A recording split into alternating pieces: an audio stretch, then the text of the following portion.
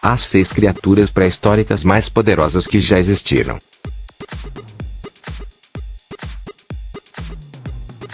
Número 6.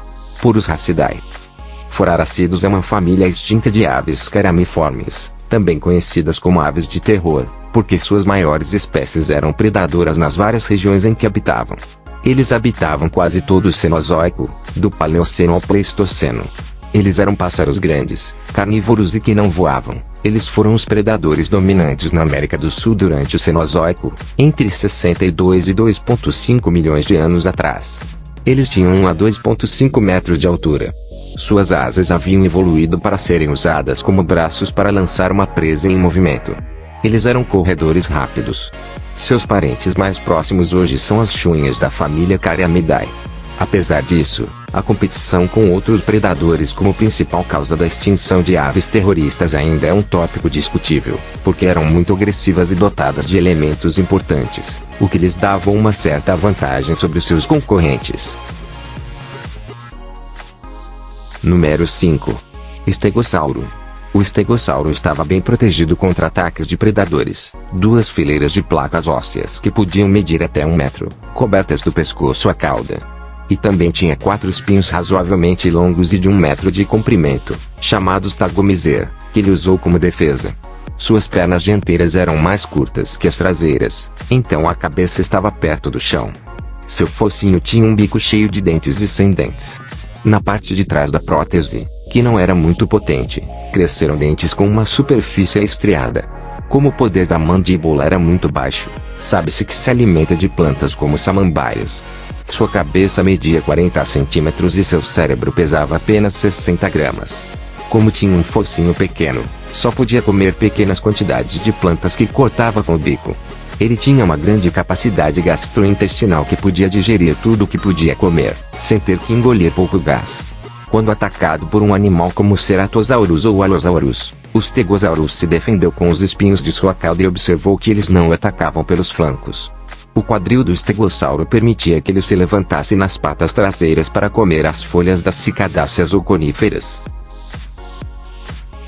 Número 4. Euplocefalia. O Euplocefalia era um dinossauro herbívoro quadrúpede que viveu durante o período Cretáceo, aproximadamente 70 milhões de anos atrás. Era um dos gêneros mais importantes dos dinossauros anquilossauros, do tamanho de um elefante pequeno, com 6 metros de comprimento e 2 toneladas de peso. O Euplocefalia tinha um bico e o interior de suas bochechas estava alinhado com muitos dentes pequenos, adequados para comer vegetação. Sua larga cabeça blindada estava coberta de botões e placas ósseas.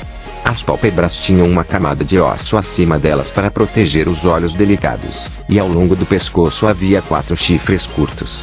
Faixas de chapas blindadas corriam por suas costas, embutidas em sua pele desgastada pelo tempo. Os espinhos corriam por suas costas e pelo final de sua cauda, que possuía uma grande bola óssea. Foi usado para defesa ou para deter um predador, movendo de um lado para o outro. O Euplocefalia vivia em partes do oeste do Canadá e dos Estados Unidos. Ao longo dos anos, os caçadores de fósseis descobriram mais de 40 espécimes, em Alberta, Canadá e Montana. Número 3. Megalania. Megalania prisca é um lagarto gigante que se acredita ter percorrido as selvas da Austrália. Esta criatura era de tamanho gigante e acredita-se pertencer ao clado Toxophera. Isso significa que ele provavelmente tinha glândulas venenosas em sua boca que ele foi capaz de usar para ajudar a capturar presas. A Megalania é conhecida por ser carnívora e tinha grandes dentes serrilhados dentro da boca, o que a tornaria um oponente temível. Sabe-se que possui músculos poderosos e poderia acelerar a velocidades impressionantes, embora seja duvidoso que a criatura pudesse acompanhar os animais que estavam equipados para percorrer longas distâncias em terra. Apesar disso, é provável que o Megalania não lute para encontrar presas. O lagarto é conhecido por ser enorme. Acredita-se que a Megalania média tenha alcançado facilmente 15 a 20 pés de comprimento, e especula-se que a maior Megalania poderia ter atingido 35 pés ou mais. Isso significa que o Megalania poderia pesar até 8.300 libras quando estivesse totalmente desenvolvido.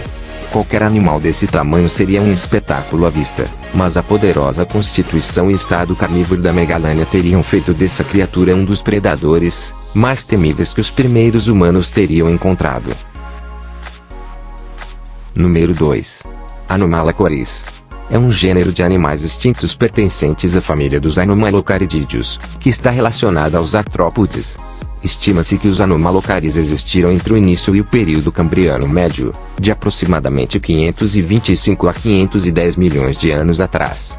Seus primeiros fósseis foram descobertos no xisto de Ogigopsis, passando a possuir mais achados no famoso xisto de Bugés. Inicialmente, acreditava-se que várias partes separadas do corpo eram provenientes de diferentes animais, até novos estudos esclarecerem a verdadeira natureza dos fósseis. O comprimento de Anomalocaris variou de 60 centímetros a 1 metro. Sua cabeça distinta perseguia os olhos em uma posição dorsolateral, além de um par de apêndices segmentados que, quando esticados, mediam 17,5 centímetros, e eram equipados com espinhos afiados com os quais tinham de agarrar sua presa e trazê-la à boca. O corpo era alongado e estreito, coberto por um exoesqueleto sem minerais, mas com certos tecidos escleróticos, como os dos apêndices e a boca. Numerosos lobos laterais percorreram o corpo, atingindo seu ponto mais largo do terceiro ao quinto lobo e depois estreitando-se até a cauda. Número 1. Elasmotherium. O Elasmotherium, conhecido como unicórnio da Sibéria, foi extinto há mais de 35 mil anos devido ao encolhimento das pastagens da estepe, que habitavam por causa das mudanças climáticas, segundo um estudo publicado na Austrália.